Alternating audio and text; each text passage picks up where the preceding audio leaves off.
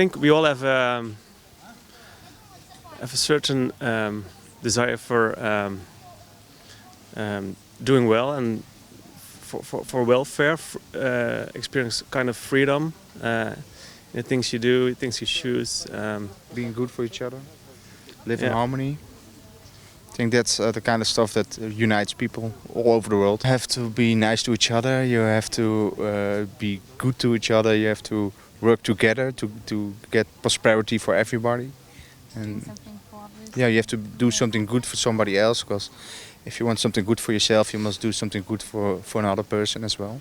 I think that's something we all should try to achieve, work together, live besides each other, respect each other's differences, but also try to work together to get forward for everybody in the world. Freedom of speech, freedom of whatever you want to think, freedom of intellect, freedom of movement. I think that's are the things that are most important to create a creative society. Yeah, now it's always important to keep speaking out, to keep telling your opinion. I think it's important to come together as a people and try to speak as free as possible and try to achieve that as much as you can. Yeah, I can totally agree on that. I think it's important to have, speak of a creative society that has a freedom of expression in art. In many ways you can express, and I think that's also contributing to the joy of people's lives, and so you get a lot of benefits from freedom of expression. I think that's really important. Start acting yourself and go out and search for people that want the same as you want, and start working together from the bottom up. Go out and try to find some other people that want to express the same, if they want to do the same projects as you want, and try to work together. And not only in your own country, but look internationally. We have a lot of social media right now, and it's much easier to get in contact with people that want to help you and want to achieve the same as you want. And so every day you can just try to be nice to other people, and